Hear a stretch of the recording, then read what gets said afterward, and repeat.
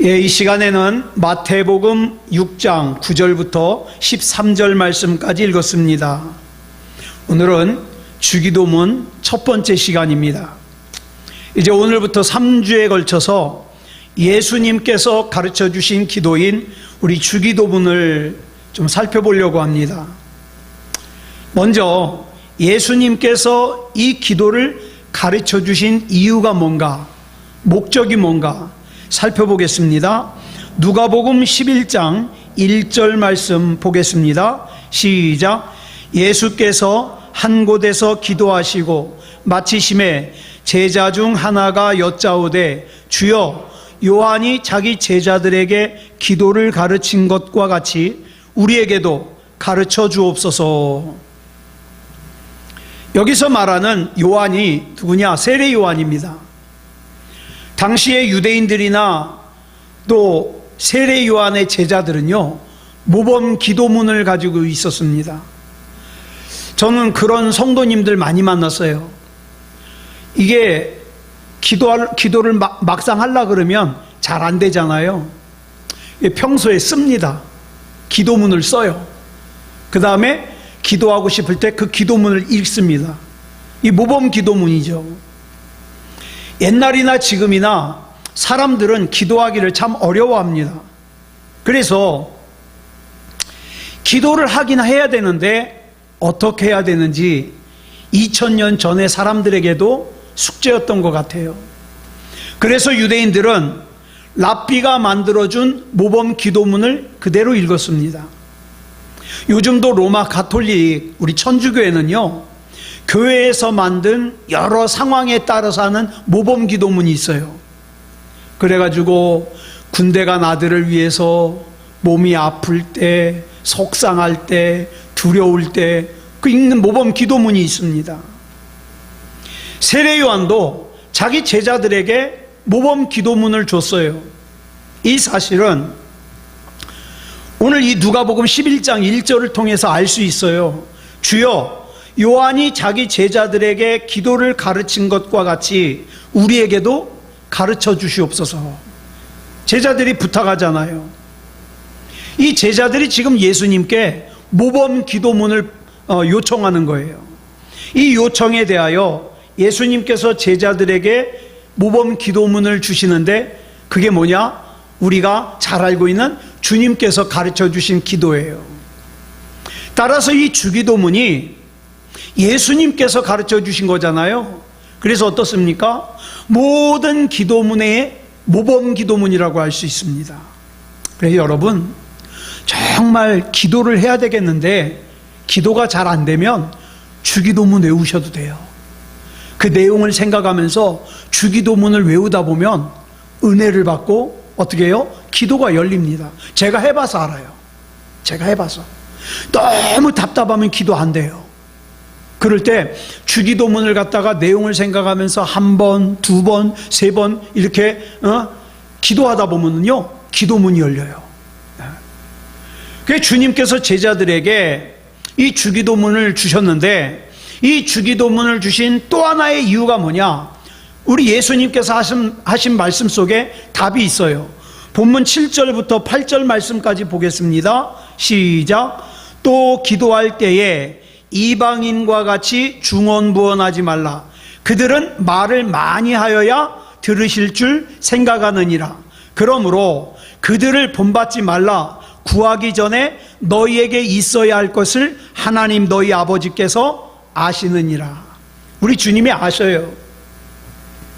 우리 주님께서 보시기에 유대인들의 기도는요, 우상을 섬기는 이방인들과 똑같았어요. 다를 바가 없어요. 그들은 같은 내용의 기도를 갖다가 계속 주문을 외우듯이 반복하는 거예요. 네. 그래서 그 기도문을 뭐 100번을 하면 된다, 뭐 1000번을 하면 된다, 이루어진다, 이런 걸 믿는 거죠. 자, 왜 주문을 외우고 왜 중언부언할까요? 하나님께서 내 기도를 들으신다는 확신이 없어요. 기도의 대상이 내 기도를 듣는다는 확신이 없으니까 중언부언하는 거예요.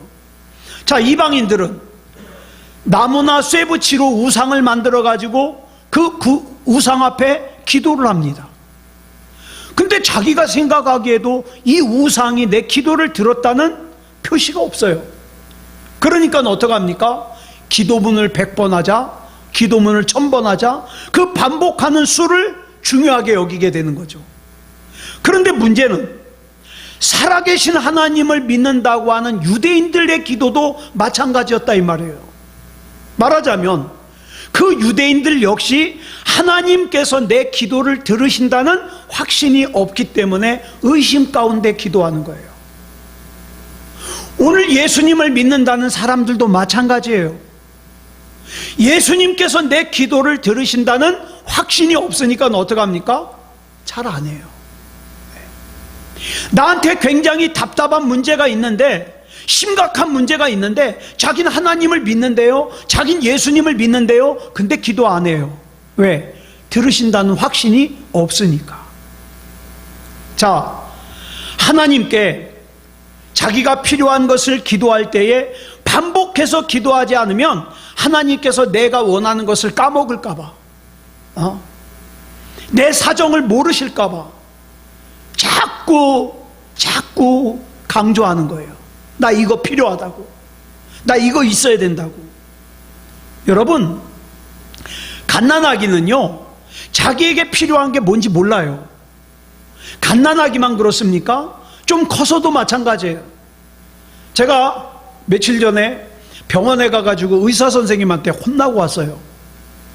여기서 조금만 더 안 좋아지면 당뇨 환자가 된대요. 이제 아주 위험한 단계래요. 그러면서 과자 먹네요. 과자 좋아합니다. 빵 먹네요. 빵 좋아합니다. 당장 끊으래요. 그러면서 저한테 숙제를 내줘요. 숙제를. 근데 여러분, 이 나이가 돼서도 내가 이걸 먹으면 나한테 유익한지 해로운지 모르고 먹어요. 그렇죠? 모르고 먹어요. 그러니 갓난아기는 더 말할 것도 없죠. 자기에게 뭐가 진짜 필요한지 몰라요. 그런데도 그 갓난아기가 살 수 있는 것은 누구 때문이에요? 엄마 때문이에요. 엄마가 알아서 그 아기에게 필요한 것을 주고, 또 필요할 때는 기저귀도 갈아주고, 필요할 때는 목욕도 시켜주고 그러는 거예요. 그거 일일이 아기가 구해가지고 엄마가 해주는 거 아니잖아요. 자, 육신의 어머니도 이렇다면 우리 하나님 아버지께서 우리가 구하지 않는다고 해서 우리에게 필요한 거 모르시겠습니까? 우리 하나님께서 이창원 목사에게 필요한 거 모르실까요? 제가 어저께 새마을금고 가서 대출 상담을 했는데 오늘 오전에 가부를 알려준다 그러는데 아직도 연락이 안 왔어요. 그래서 제가 아까 다 기도를 하면서 그랬죠. 하나님, 이 연락이 안 오는 것도 하나님이 하시는 일이겠죠?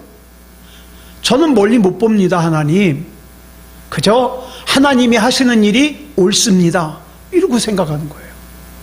나는 몰라요. 뭐가 나한테 유익한지 몰라. 예. 자, 그런데 유대인들은요, 자기가 구하지 않으면 하나님께서 까먹을까봐, 기억하지 못하실까봐, 그런 전제하에서 어떻게 합니까? 자꾸 자기가 원하는 것을 반복해서 중언부언할 수밖에 없는 거예요. 왜? 하나님을 믿을 수 없는 거죠. 의심하는 사람이 중언부언합니다. 의심하는 사람이. 그런데 성경은 이렇게 말씀하고 있어요. 그 중언부언하는 기도는 하나님과 상관이 없는 기도다. 예수님께서 바로 그런 상황 속에서 주기도문을 가르쳐 주신 거예요. 즉, 사람들로 하여금 너희들은 기도를 의심의 토대에서 기도하지 말고 하나님을 신뢰하는 믿음의 토대에서 기도해라. 그래서 주님께서 가르쳐 주신 기도를 알려주신 거예요. 이런 상황 속에서 예수님의 제자들이 모범 기도문을 요구하지 않았더라도 예수님께서는 주셨을 거예요. 자, 그러면 예수님께서 주기도문을 주신 목적이 뭘까요? 본문 9절에 나와요. 같이 읽겠습니다. 시작. 그러므로 너희는 이렇게 기도하라. 하늘에 계신 우리 아버지여 이름이 거룩히 여김을 받으시오며. 예수님께서 가르쳐 주신 기도문이 나오면서 이 기도문 앞에 어떤 접속사가 붙었느냐? 그러므로가 붙었어요. 그러므로부터 시작하고 있어요. 그러므로. 이 그러므로라는 접속사는요, 앞에 구절인 본문 8절의 내용과 뒤에 나오는 주님께서 가르쳐 주신 기도문이 연결되어 있다는 뜻이에요. 아주 중요하게. 그러면 본문 8절의 내용이 뭔가? 같이 읽겠습니다. 시작. 그들을 본받지 말라. 구하기 전에 너희에게 있어야 할 것을 하나님 너희 아버지께서 아시느니라. 하나님께서 내게 있어야 될 것을 아시기 때문에 주기도문처럼 기도하라는 거예요. 이렇게 연결이 돼요. 더 이상 나 자신을 위해서 내 필요한 것만을 위해서 중언부언하지 말고 믿음의 토대 위에서 기도하라 이 말이에요. 이것을 위해서 모범 기도문인 주기도문을 주신 거예요. 한 사람의 신앙 수준이 높은지 수준이 낮은지는 뭘 봐서 알 수 있느냐? 그 사람이 급박한 상황이나 위기의 상황을 만났을 때, 어려운 상황을 만났을 때 대처하는 것 보면 그 사람의 신앙을 알 수 있어요. 평소에는 굉장히 믿음이 좋은 것 같고 세상에 막 하나님이 나만 사랑하는 것 같은 사람이라 할지라도 정말 급박한 상황을 만나고 위기를 만나고 어려운 상황을 만났을 때 기도가 안 돼. 예배를 떠나. 네? 사람들과의 관계를 단절해버려요. 네? 위로의 말도 단절해버려요. 하나님의 말씀도 단절해버려요. 그건 신앙이 좋은 게 아니죠. 그 다음에 또 하나가 뭐냐? 그런 어려운 일을 만났을 때 그 사람이 하는 기도를 보면 신앙 수준을 알 수 있어요. 네. 신앙의 수준과 기도의 수준은요 같아요. 하루에 몇 시간씩 기도를 하는 사람이라 할지라도 그 기도의 내용이 오로지 자기만을 위해서, 하나님 나 잘되게 해주시고 우리 집 잘 살게 해주시고 내 자식들 잘 살게 해주시고 이것만 기도한다면 그 사람 수준은 그거예요. 그런데 하루에 단 10분을 기도하더라도 그 기도의 내용이 하나님의 뜻이 뭡니까? 나를 향하신 하나님의 뜻이 뭡니까? 우리 가정을 향하신 하나님의 뜻이 뭡니까? 우리 교회를 향하신 하나님의 뜻이 뭡니까? 그 뜻이 이루어지기 원합니다. 하나님의 뜻을 구한다면 신앙의 수준이 높은 거예요. 그러므로 예수님께서는 우리의 신앙의 수준을 높여주시기 위해서 우리에게 주기도문을 가르쳐 주신 거예요. 자, 그러면 이제 주기도문의 내용을 들어가 보겠습니다. 주기도문이 어떻게 시작을 하죠? 줄친 것만 시작. 하늘에 계신 우리 아버지요. 이 기도의 첫째 단락은 기도의 대상에 대한 설명이에요. 자, 우리가 기도를 하는데 내가 기도하는 대상이 어떤 분이냐? 여기 보니까 하늘에 계신 우리 아버지라 그랬어요. 하늘에 계신 우리 아버지. 여러분, 우리말 번역에는 하늘에 계신 우리 아버지 그러니까 뭐가 먼저 나와요? 하늘이 먼저 나오죠. 그런데 헬라어 원문 성경을 보면 맨 처음에 나온 단어가 뭐냐? 아버지예요. 아버지. 헬라어로 아버지를 파테르라 그러는데 이 파테르라는 단어에서 영어 father가 나왔어요. 아버지란 뜻이에요.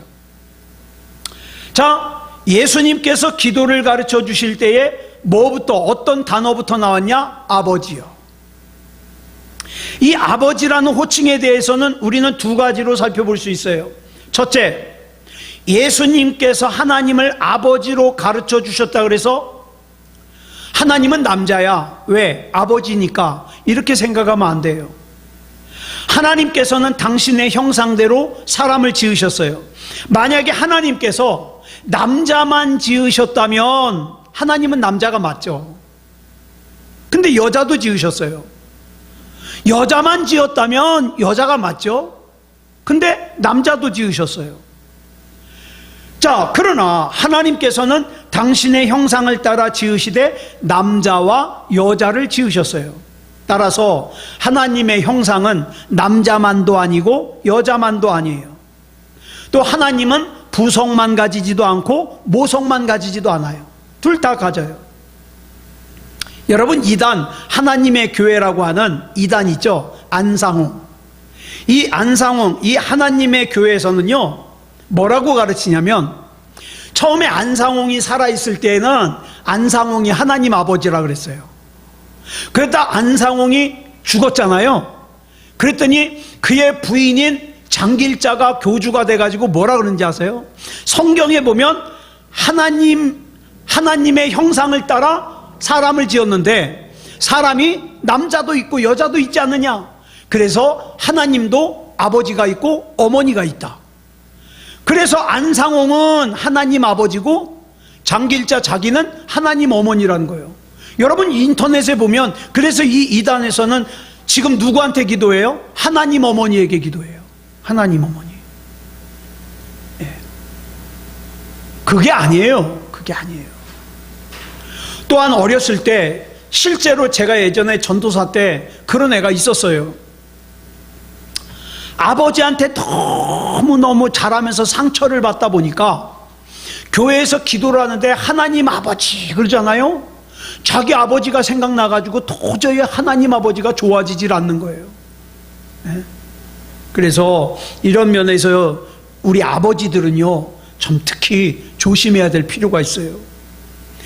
그 다음 이제 두 번째로 예수님께서 기도를 가르쳐 주신 시대 상황을 생각해 볼 필요가 있어요.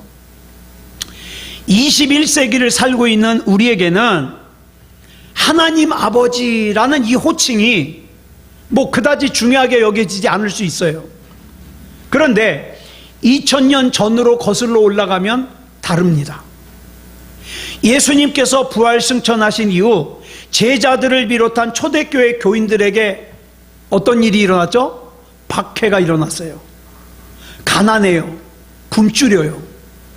내가 예수 믿는다는 걸 알면 내 재산을 다 뺏겨요. 그리고 추방당해요. 심지어는 붙잡혀가서 모진 고문을 당하고 그 다음에 죽기도 했어요. 이런 그리스도인들에게 주기도문으로 기도를 하면서 하나님을 아버지라고 부르는 그 감동적인 모습을 한번 생각해 보세요. 여러분에게는 하나님 아버지가 어떻게 다가오십니까? 하나님 아버지. 내가 어떤 상황 속에서도 내가 부를 수 있는 하나님 아버지. 어떤 상황 속에서도 나를 혼자 내버려 두지 아니하시는 하나님 아버지. 하나님 아버지가 어떻게 다가오십니까? 하나님을 아버지라고 부르는 것만으로도 이 초대교회 성도들은요, 하나님의 위로를 느꼈어요. 사도 바울이 복음을 전하러 다니면서 얼마나 핍박을 많이 받았습니까? 때로는 매를 맞기도 하고, 또 때로는 굶기도 하고, 추위에 떨기도 하고, 그렇죠? 감옥에 갇히기도 하고 많은 어려움을 겪었어요. 그 핍박과 가난 속에서 갈라디아서 4장 6절을 보니까 바울이 하나님을 뭐라고 불러요? 아빠 아버지라고 불러요. 아빠 아버지.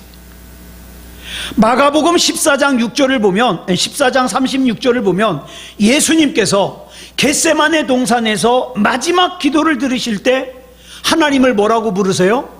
아빠 아버지라고 부르세요. 여러분, 전에 개역 성경에서는 아바 아버지라 그랬잖아요. 그런데 새로 바뀐 우리 개정 성경에서는 아빠 아버지로 번역을 했어요. 여기 나오는 히브리어 아빠는요, 우리 발음으로 아빠와 똑같아요. 그리고 뜻도 똑같아요. 아빠. 모진 핍박 속에서 어려움 가운데서 살던 사도 바울이 당신의 죽음을 앞두고 또 겟세마네 동산에서 처절하게 기도하시던 예수님께서 천지를 창조하신 하나님을 아빠 아버지라고 부를 때 뭐가 두려웠겠습니까? 하나님을 아버지라고 부를 뿐만 아니라 아빠, 아버지라고 부를 때 그 호칭 앞에서 우리는 하나님의 자녀로서의 권리와 의무를 생각할 수 있어요. 여러분 생각해 보세요. 아빠라고 부르면은 애가 어리잖아요. 그쵸? 이 아빠라고 부를 때 이 아이는요, 자기 아빠가 자기 필요한 것을 다 채워줄 수 있다는 믿음이 있잖아요. 그리고 권리가 있잖아요. 아빠께 다 내 거예요. 그쵸? 아빠께 다 내 거예요. 그 운전면허 따가지고 어떻게 해요? 아빠, 차키 내놔. 아빠 차키 갖고 나가서 어떻게 해요? 부 긁기도 하고, 뻑 치기도 하고. 근데 또 당당해요. 와가지고 키 딱 주면서, 아빠 나 오늘 박았어. 이게 누구라서 할 수 있는 거예요? 아빠니까. 아저씨 차 가지고 그럴 수 있어요, 없어요? 없어요. 여러분, 하나님이 아빠 맞으십니까? 하나님이 아빠 맞으셔요? 많은 경우에 하나님이 아빠는 고사하고 아저씨도 못 돼요. 지난 3일 동안 한 번도 부르지 않았다면, 지난 3일 동안 한 번도 교제하지 않았다면 그게 무슨 아빠예요? 아니죠. 예. 그러다가 그 자식이 장성해가지고 어떻게 해요? 철이 들잖아요. 그러면 뭐라고 불러요? 아버지, 아버지라고 불러요. 이제는 아빠한테 달라고만 하는 게 아니라, 아빠 걸 채워달라고 하는 게 아니라 어떡합니까? 이제는 아버지의 자식으로서 어떻게 해요? 의무를 생각해요. 아유, 우리 아버지를 기쁘게 해드려야 되는데, 그쵸? 철이 드는 거예요. 이처럼 우리가 주기도문으로 기도하면서 하나님을 아버지라고 부를 때마다 이 아버지라는 호칭이 가지는 의미를 생각할수록 우리 온몸이 전율하는 것 같은 그런 감동을 느끼게 돼요. 여러분 잘 아시는 탕자 이야기가 있는 누가복음 15장 보잖아요. 그 돌아온 탕자를 한번 생각해 보세요. 누가복음 15장 21절에 의하면 아버지 재산을 절반이나 탕진한 탕자가 다시 만난 아버지에게 말하는 그 말의 첫 마디가 뭔지 아세요? 아버지예요, 아버지. 응? 아들이 이르되 아버지, 아버지. 그 다음 말은 굳이 필요가 없어요. 내 아들이 아버지를 부르는데 그 다음에 내용이 뭔 필요가 있어요? 아버지, 아버지. 여러분 우리가 기도할 때 정말 하나님이 아버지시라면 아버지 그러면서 한바탕 울고 나면요 뒷말이 필요 없어요. 왜? 그 아버지라는 호칭 속에 내가 얼마나 힘든지, 내가 얼마나 괴로운지 어려운지 다 들어있거든요. 중요한 것은 그 아버지를 믿냐 이 말이에요. 그 아버지를 신뢰하고 사랑하느냐 이 말이에요. 신뢰하고 사랑하는 사람만이 아버지라고 진짜 부를 수 있어요. 그 아버지라는 호칭은 그동안 자기가 아버지를 버리고 집을 떠나 단절되었던 아버지와 아들의 관계가 다시 회복되었다는 뜻이에요. 아버지. 이것이 아버지라는 호칭이 가지는 힘이요 감동입니다. 우리가 주기도문으로 기도를 하면서 하나님을 아버지여, 하늘에 계신 우리 아버지여 라고 부를 때마다 이런 감동을 느낄 수 있다면, 이 주기도문을 통하여 우리의 신앙은 더 성숙해질 수밖에 없어요. 아버지, 아버지. 그래서 진짜 그리스도인이라면 뭐부터 회복해야 되느냐? 아버지를 회복해야 돼요. 아버지. 내가 아버지라고 하나님을 부를 때 느끼는 감동. 이 아버지라는 뜻의 헬라어 파테르는요, 그 파테르 다음에 무슨 단어가 오냐? 헤몬이라는 단어가 와요. 이 헤몬은 뭐냐? 우리의 라는 뜻이에요. 따라서 하늘에 계신 우리 아버지여 라는 뜻의 헬라어 파테르 헤몬은 하나님께서 나 혼자만의 아버지가 아니라 우리의 아버지란 뜻이에요. 우리의 아버지. 하나님을 나만의 아버지가 아닌 우리의 아버지로 고백할 때 그 아버지로 인하여서 우리의 관계가 새롭게 형성되죠. 우리의 아버지니까, 우리 곽권사님의 아버지가 우리 아버지니까 그 같은 기도 제목을 공유할 수 있는 거고 같은 공감할 수 있는 거예요. 그렇죠? 우리 남명호 집사님의 아버지가 우리 아버지니까 다르죠. 달라. 예. 오늘날 그리스도인들이 세상으로부터 왜 손가락질을 당하고 비판을 당하는가? 나밖에 모르니까. 힘든 일이 생겨도 나만 아니면 되니까. 예. 아니요, 우리 아버지예요. 하나님은 우리 아버지. 한 번은 율법사가 예수님을 시험에 빠뜨리기 위해서 계명 중에 어느 계명이 가장 크냐고 물었어요. 이 질문에 예수님이 만약에 하나님을 잘 믿는 게 크다 그러면 다른 계명은 그러면 안 중요하냐? 이건 완전히 함정이죠. 이게 크다 그러면 저건 안 중요하냐? 저게 크다 그러면 이건 안 중요하냐? 이거는 뭐라고 대답을 하든 함정에 걸리게 돼 있어요. 이 질문에 대하여 예수님께서 대답하신 내용이 마태복음 22장 37절부터 40절에 나오거든요. 요즘에 계속 나누는 말씀이에요. 같이 읽겠습니다. 시작. 예수께서 이르시되 내 마음을 다하고 목숨을 다하고 뜻을 다하여 주 너의 하나님을 사랑하라 하셨으니 이것이 크고 첫째 되는 계명이요 둘째도 그와 같으니 내 이웃을 내 자신같이 사랑하라 하셨으니 이 두 계명이 온 율법과 선지자의 강령이니라. 자, 전에 말씀드렸죠. 둘째도 그와 같으니 뭐예요? 첫째 계명과 둘째 계명이 똑같이 중요하다는 뜻이에요. 하나님을 사랑하는 것과 사람을 사랑하는 것이 똑같이 중요하다는 거죠. 그러면서 이 똑같이 중요하다는 것이 뭐예요? 온 율법과 선지자의 강령이다. 이렇게 말씀하셨어요. 예수님의 이 말씀 앞에서 예수님을 올무에 빠뜨리려고 했던 율법사들이 한마디도 대꾸를 못해요. 왜? 맞거든요. 이렇게 나의 삶에 하나님을 사랑하는 것과 사람을 사랑하는 것이 성경의 핵심이었기 때문에 그걸 이룰 때, 그 균형과 조화를 이룰 때 그 다음 뭘로 연결이 되냐? 호, 엔, 토이스, 우라노이스 이걸로 연결이 돼요. 그게 뭐냐? 하늘에 계신이란 뜻이에요. 하늘에 계신.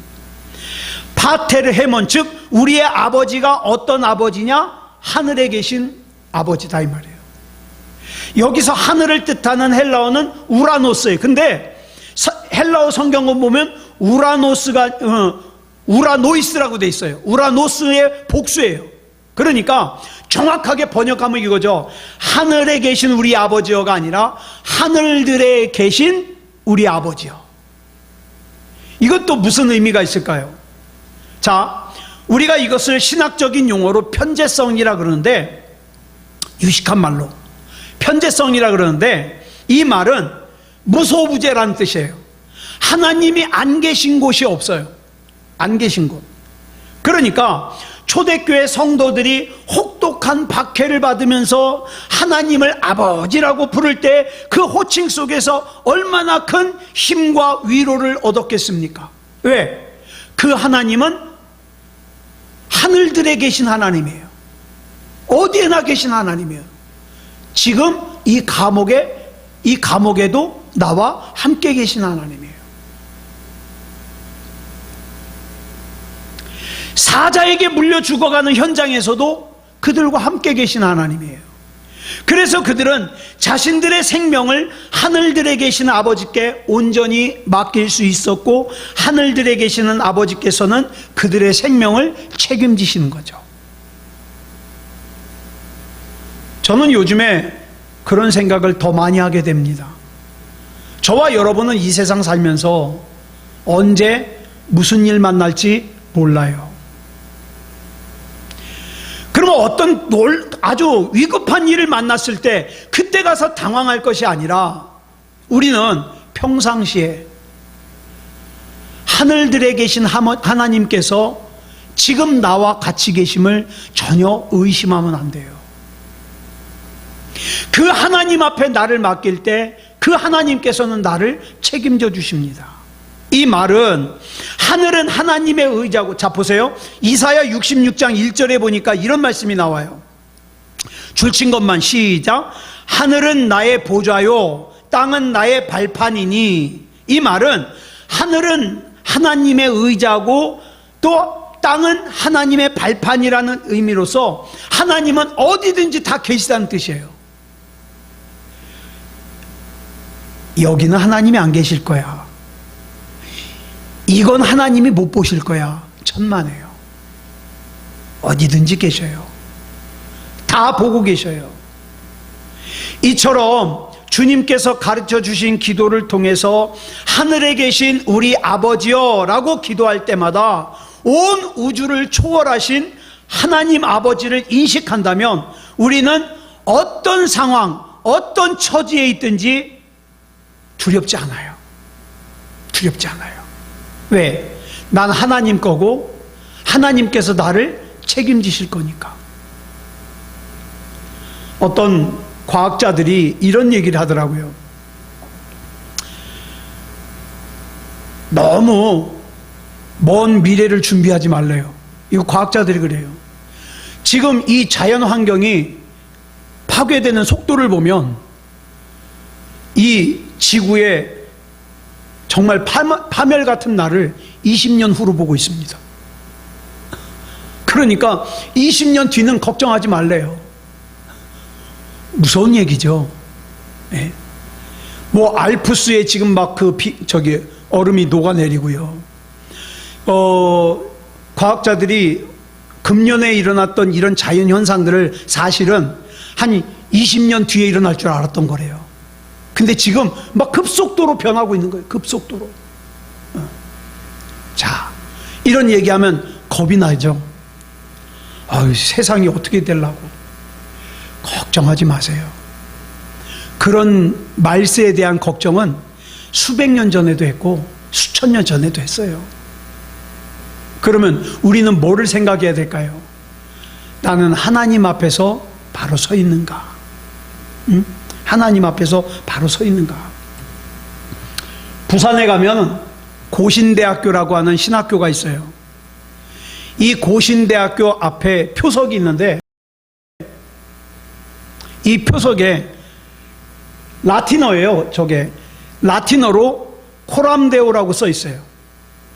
이 코람데오가 무슨 뜻이냐면 하나님 앞에서라는 뜻이에요. 하나님 앞에서.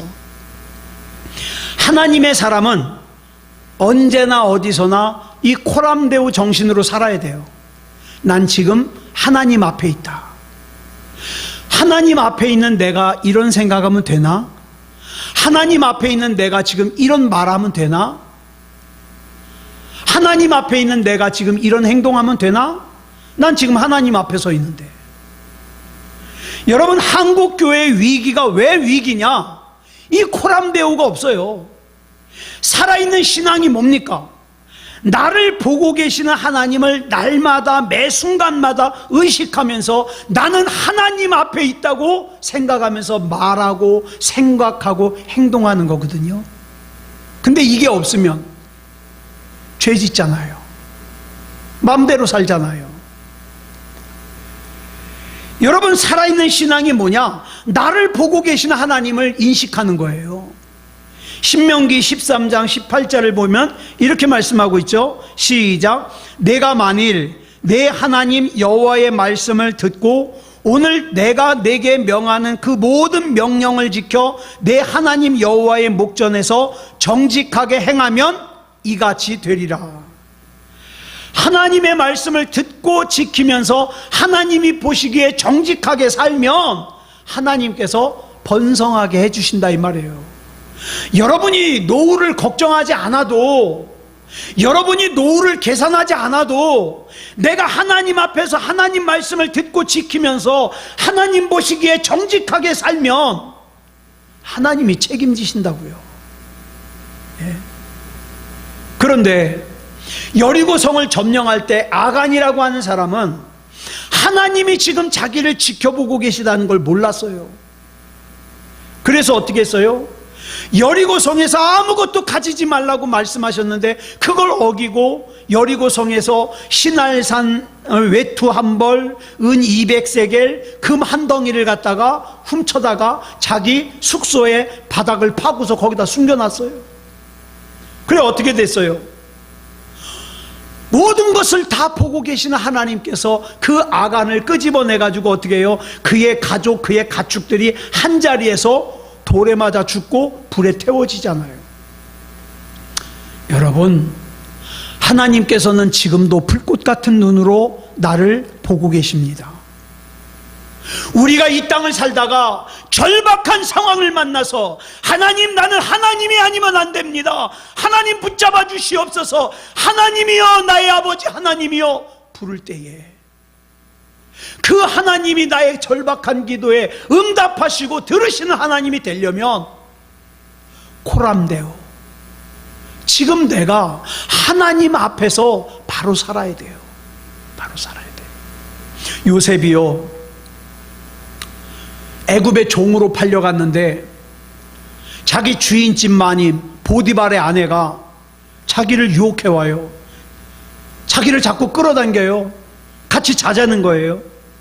이때에 요셉이 뭘 제일 먼저 생각했냐? 하나님이 지금 날 지켜보고 계신다.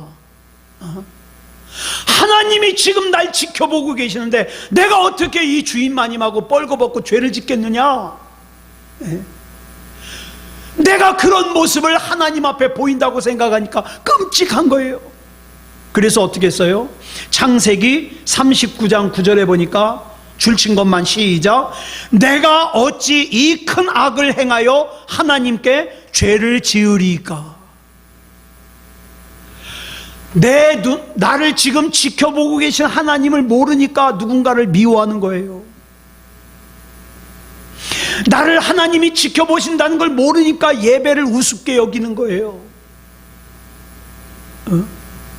하나님께서 나를 지켜보신다는 걸 모르니까 불신앙을 가지는 거예요.